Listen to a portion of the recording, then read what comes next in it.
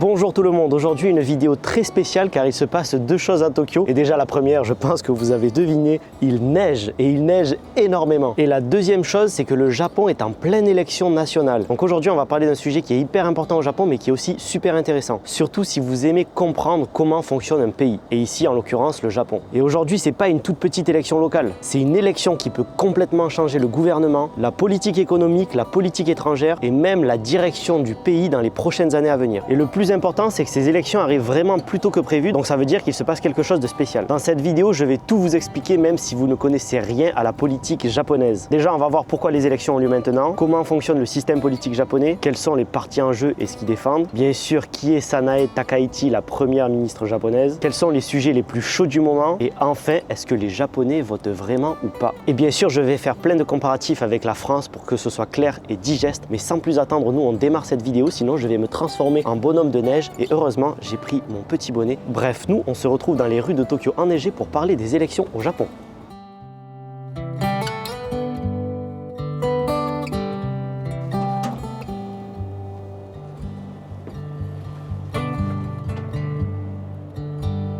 On se retrouve juste en bas de ma résidence, mais avant de démarrer cette vidéo, laissez-moi vous faire un petit disclaimer. Déjà, je dois vous demander pardon pour une chose, ça va être la qualité de ce montage, tout simplement parce que la semaine dernière, je venais de faire un Aerox, donc là, je rentre tout juste d'Osaka. J'ai couru en équipe avec un japonais et deux japonaises. Vraiment, ça va être une super vidéo, donc vraiment, abonnez-vous pour ne rien louper. Et je pense qu'elle arrive d'ici peut-être une petite semaine. Mais bref, tout ça pour vous dire que là, j'ai vraiment pas énormément de temps et comme c'est les élections, je me suis dit quand même que je voulais vous sortir une vidéo. Donc ça va être un montage à l'ancienne, classique, avec pas beaucoup de cuts. On va juste se balader dehors sous la neige et on va comme ça parler des sujets de société au Japon. Et ensuite, deuxième disclaimer cette fois-ci, bien sûr comme le sujet concerne les élections, soyez gentils en commentaire, vous pouvez donner votre avis mais toujours dans le respect. Et sinon concernant la vidéo en particulier, aujourd'hui je vais vous vulgariser les choses au Japon, mais si c'est un sujet qui vous intéresse, j'ai plein d'idées en tête parce que moi c'est un sujet que j'aime beaucoup et que je trouve personnellement super intéressant et on n'en parle pas assez sur YouTube. Mais si c'est un sujet qui vous intéresse, je vous propose même de prendre la caméra et de vous amener devant les institutions japonaises. Je peux vous présenter la diète, parler plus en détail de comment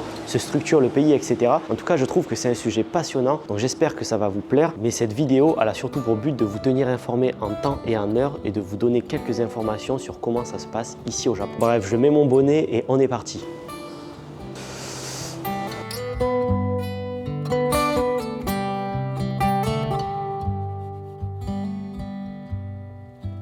Déjà, première question logique, pourquoi les élections ont lieu maintenant? Parce qu'en théorie, au Japon, les députés de la Chambre basse ont un mandat de 4 ans. Donc si on suit le calendrier normal, il n'y aurait pas eu besoin de voter tout de suite. Et là, le Japon fait ce qu'on appelle une élection anticipée. En gros, ça veut dire que le gouvernement décide et dit « Ok, on arrête tout, on dissout le Parlement et on refait une élection maintenant ». Et pourquoi faire ça? Parce que la première ministre actuelle, Sanae Takaichi, a décidé de dissoudre la Chambre des représentants et ça, c'est vraiment un énorme pari politique. En gros, si on fait le parallèle en France, c'est comme si le président de la République décidait de dissoudre l'Assemblée nationale pour refaire des législatives. Sauf qu'attention, au Japon, bien sûr, ce n'est pas le président parce qu'il n'y a pas de président élu comme en France. Au Japon, c'est la première ministre et sa majorité qui pilotent ce genre de décision. Et donc, pourquoi elle fait ça? La réponse est très simple, parce qu'elle veut une majorité solide. Parce que ces dernières années, la politique japonaise est devenue plus instable, plus fragmentée, et il y a de plus en plus de partis qui contestent le pouvoir historique du parti dominant. Et Madame Takaichi, elle se dit « Je suis populaire maintenant, et donc c'est le bon moment pour confirmer mon pouvoir ». Et attention, parce qu'elle est même allée beaucoup plus loin, elle a dit que si son camp n'obtenait pas une majorité claire, elle pourrait démissionner. Donc cette élection, c'est presque un référendum pour elle. Mais bon, ok, maintenant il faut comprendre comment fonctionne le système politique ici au Japon. Donc le Japon, c'est une monarchie constitutionnelle, il y a un empereur, mais attention, l'empereur, il n'a pas vraiment de pouvoir politique réel. C'est symbolique et c'est comme une figure culturelle nationale. Le vrai pouvoir est dans le parlement qu'on appelle la diète. Et cette diète a deux chambres, un peu comme en France, la chambre des représentants et la chambre des conseillers. Et là, je suis vraiment en train de me les cailler, donc je sors mon autre gant, sinon je vais perdre ma main avant la fin de la vidéo. Si je vous fais un petit comparatif avec la France, la chambre des représentants, c'est un peu comme l'Assemblée nationale, et du coup, la chambre des conseillers, c'est un peu comme le Sénat. Mais attention, parce qu'au Japon, la Chambre des représentants est quand même beaucoup plus importante. C'est elle qui décide le gouvernement, le budget et surtout c'est elle qui choisit le Premier ministre. Et là vient une très grosse différence avec la France. En France, le président est élu par le peuple, alors qu'au Japon, le Premier ministre n'est pas élu directement par les citoyens. Les citoyens élisent des députés et c'est ensuite les députés qui élisent le Premier ministre. Donc les élections législatives sont cruciales au Japon tout simplement parce que c'est elles qui déterminent qui dirige le pays. Donc on a vu le système politique japonais, mais maintenant on va voir comment votent les Japonais, c'est-à-dire comment fonctionne le système de vote ici au Japon. Bon là on rentre dans la partie un peu plus complexe, donc les deux derniers là du fond de la classe qui ne suivent pas, il va falloir bien écouter parce que sinon vous n'allez rien comprendre au système de vote japonais. Donc comment fonctionne le vote ici au Japon? Il y a exactement 465 sièges à gagner à la Chambre des représentants. Et je vous rappelle, la Chambre des représentants c'est très important, ça va permettre de diriger le pays. Donc vous avez compris, pour gouverner avec une majorité absolue, il faut exactement 233 sièges. Mais bref, ces sièges sont répartis de deux façons. Un système qui ressemble un peu comme en France et un autre système différent. Le premier, c'est un scrutin majoritaire à un tour. Donc là, ça ressemble un peu à la France. Une partie des sièges est élue dans des circonscriptions. Et donc là, c'est très simple. Le candidat qui arrive premier gagne même s'il n'a pas 50%. Donc vous voyez que ça ressemble à la France, même si en France, on a deux tours. Et ensuite, deuxième façon, ça va être la proportionnelle. Et c'est là que c'est bien différent de la France. En gros, l'autre partie des sièges est attribuée à la proportionnelle, ce qui signifie que si un parti fait par exemple 20% dans une grande région, eh bien, il va recevoir 20% des sièges de cette région. Et ça, c'est très important parce que ça permet à des petits partis politiques de survivre. En gros, pour vous la faire simple, si vous n'avez pas vraiment compris, au Japon, même un parti qui ne gagne pas de circonscription peut quand même récupérer des sièges via la proportionnelle. Donc c'est pour ça qu'on dit que c'est un système un petit peu plus ouvert. Mais bref, tout ça c'est bien beau, c'est un peu compliqué, etc. Et ce que je vous propose maintenant, c'est qu'on découvre qui est la fameuse Sanae Takaichi.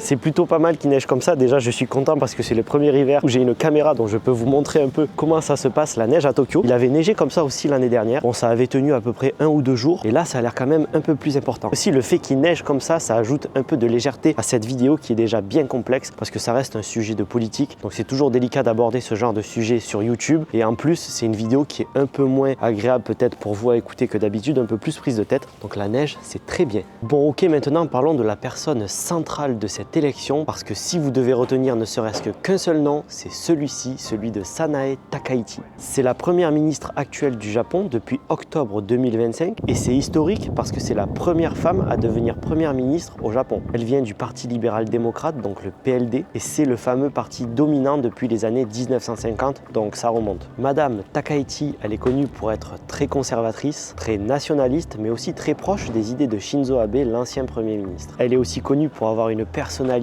très directe, ce qui est plutôt rare dans la politique japonaise, qui est souvent très poli, très codé. Et en ce moment, il y a même un terme qui tourne dans certains médias ici au Japon, c'est Sana Mania, parce qu'elle est très populaire, surtout auprès des jeunes, et certains électeurs très conservateurs. Mais attention, parce qu'elle est aussi très critiquée, notamment sur certains sujets de société, mais ça, on va y revenir un peu plus tard. Donc elle polarise et elle est au centre de l'élection, déjà parce que c'est la première ministre et c'est elle qui a déclenché cette élection, donc c'est son pari. Ok, c'est bien intéressant tout ça, mais maintenant, quels sont les principaux partis politiques ici au Japon et quelles sont les idées qu'ils défendent? Je vais vous faire un court résumé des blocs principaux, donc des principaux partis politiques ici au Japon. Mais si encore une fois c'est quelque chose qui vous intéresse plus en détail, je peux vraiment vous faire une vidéo bien détaillée dans laquelle je me rends dans des endroits très stratégiques ici à Tokyo et je peux vous apporter beaucoup plus d'explications que dans cette vidéo là. Bon, tout d'abord le PLD, le Parti libéral-démocrate. Comme je vous ai dit, c'est le numéro 1 depuis les années 1950. C'est le parti au pouvoir, il est conservateur. Et pour vous faire un petit résumé de ce qu'ils défendent, une économie pro-business, une politique de sécurité plus forte, un Japon plus strict sur l'immigration et sur l'identité nationale et une réforme possible de la constitution pacifiste. En gros, le PLD veut un Japon plus fort dans le monde. Ensuite, vous avez l'opposition centriste. Là, c'est une alliance centriste pour la réforme. Et là, c'est important parce qu'il y a eu une fusion politique récente. Un nouveau bloc centriste est né avec des anciens partis politiques qui se sont regroupés pour créer une opposition plus solide. Et eux, ils se positionnent comme plus modérés, plus sociaux, moins nationalistes que le PLD et souvent plus prudents sur la défense militaire. C'est un peu comme si en France, des partis du centre et du centre-gauche se regrouper pour former une opposition. Ensuite, vous avez le Parti démocrate du peuple, DPP. Ce parti se concentre beaucoup sur le pouvoir d'achat, la fiscalité, les salaires. En gros, il parle énormément du quotidien des Japonais. Puis vous avez le fameux Parti communiste, très à gauche. Eux, ils vont défendre redistribution, droits sociaux, égalité et parfois abolition de certaines taxes. Vous avez ensuite Reiwa Shinsengumi. Eux, c'est le parti populiste de gauche. Ils parlent énormément de supprimer les taxes sur la consommation, aider les plus pauvres et donner plus d'aide directe. Par contre, ici, ils ont une image un peu plus anti-système. Et enfin, vous avez le fameux parti Sanseito. Et je dis le fameux parti parce que c'est un parti nationaliste qui est en train de monter ici au Japon. Ils ont un discours, les Japonais d'abord, Nihonjin Fasto. Et d'ailleurs, ils se sont fait un peu moquer dans les médias parce qu'ils utilisent le terme Fasto, qui vient de l'anglais first, avec aussi le fameux slogan les Américains d'abord. Donc en gros, quand on est japonais, utiliser comme ça l'anglais, c'était pas forcément la meilleure idée. Ils sont très durs sur l'immigration et très axés sur l'identité nationale. Ils sont encore minoritaires, mais ils prennent de plus en plus de place et leur progression montre tout simplement que le Japon est en train de changer sur certains sujets. Bon, on a vu comment marchait le système politique japonais, on a vu le système de vote qui est Sanae Takaichi, et maintenant je vous ai présenté les plus gros partis politiques ici au Japon. Et maintenant, si on abordait les grands sujets qui sont au centre du débat ici au Japon. Mais comme il commence à faire de plus en plus froid et la neige tient de plus en plus, vous avez vu cette épaisseur quand même, on va se retrouver nous bien au chaud dans un café pour la suite de la vidéo.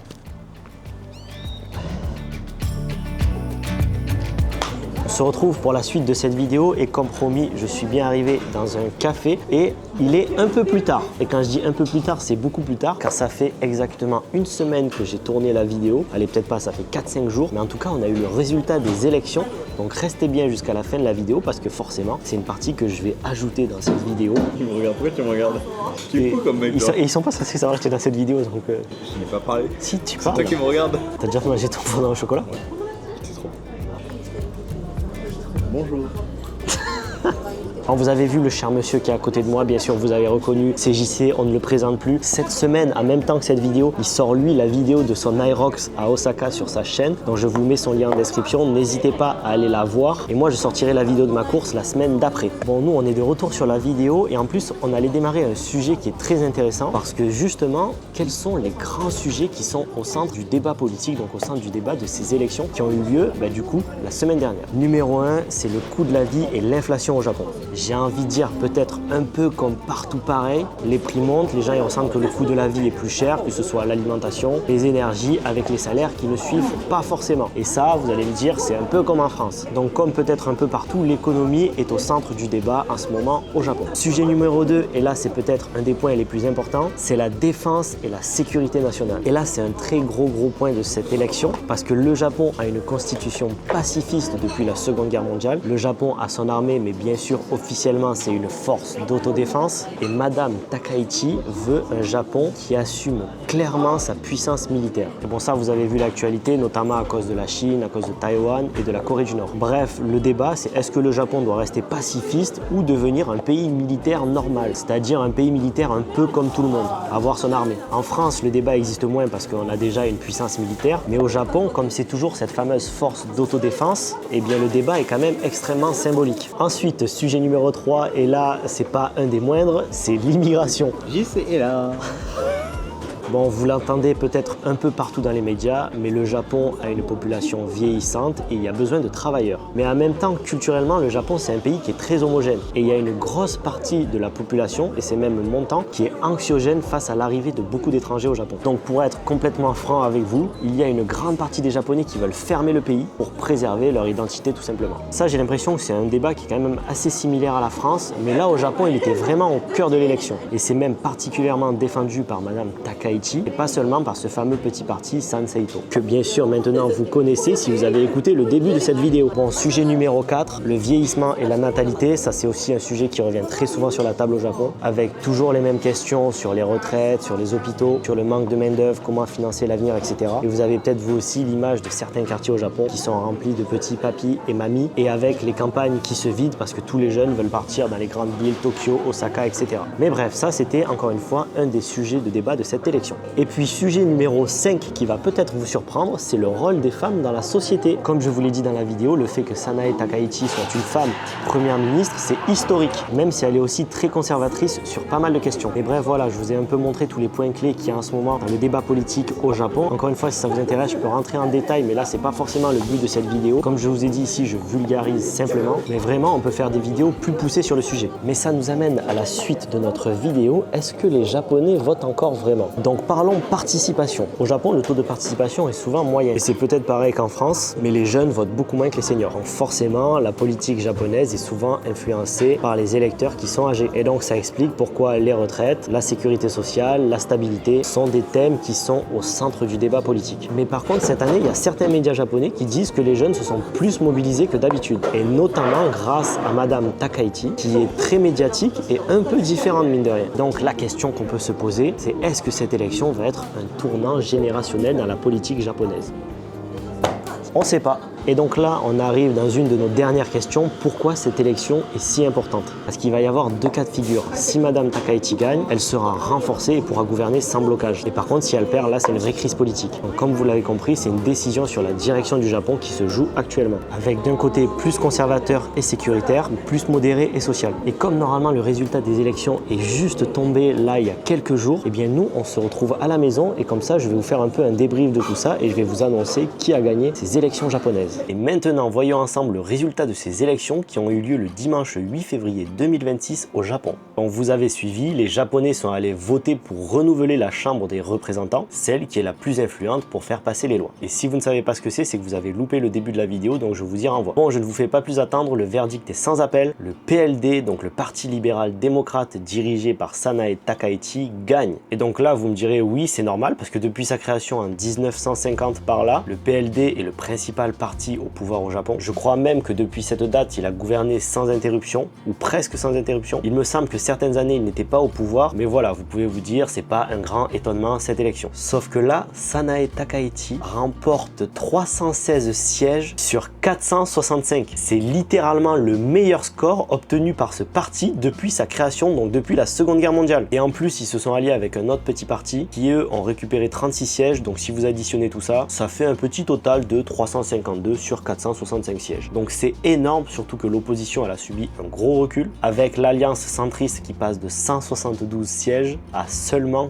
49 sièges. Donc déjà, c'est une victoire écrasante. Et donc là, le mandat politique de Sanae Takaichi est très largement renforcé. En gros, ce succès est perçu par beaucoup de monde comme une approbation de la vision politique de Sanae Takaichi par énormément de Japonais. Et donc cette majorité des 2/3, elle est vraiment importante pour le futur du Japon parce que le gouvernement souhaite proposer des réformes constitutionnelles à l'avenir. Sur la scène internationale, il y a eu plusieurs réactions à cette élection et également du côté économique. Vous savez que le yen est très bas, donc peut-être que ça va changer quelque chose, ça on ne sait pas. Et en tout cas, dans cette vidéo, je suis pas là pour rentrer dans les détails, mais encore une fois, si ça vous intéresse, n'hésitez pas à me le dire et on prévoit d'autres vidéos sur le sujet. Écrivez-le juste en commentaire, comme ça je pourrais savoir vraiment si ça vous intéresse ou pas. Donc en résumé, c'est une victoire nette et historique pour le camp au pouvoir, qui dispose maintenant d'un mandat politique très fort pour façonner l'avenir du Japon. La politique intérieure du pays comme la politique extérieure pourrait connaître pas mal de changements dans les années à venir. Et comme personne n'a de boule de cristal, eh bien on verra tout simplement ce que nous dit l'avenir en patientant. Et voilà, vous connaissez le résultat de ces élections. Nous, on se retrouve dans le café pour la conclusion de cette vidéo. Vous l'aurez compris, le Japon a vécu un moment politique important, que ce soit une élection anticipée, une première ministre historique, un débat sur la sécurité, l'immigration et l'économie, et aussi une opposition qui essaie mine de rien de se structurer. Et franchement, même si on n'aime pas la politique, je trouve que ce genre de vidéo c'est plutôt intéressant et ça aide à comprendre pourquoi le Japon change en ce moment. Donc encore une fois, dites-moi dans les commentaires si cette vidéo vous a intéressé. Nous, on se retrouve la semaine prochaine pour une vidéo sur l'Aerox que j'ai fait à Osaka. Et sur ce, on se fait des bisous, on se dit bye bye et à la semaine prochaine.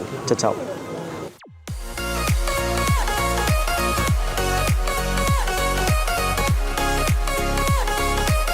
Donc pour être complètement franc avec vous, Oui. j'arriverai pas à être sérieux.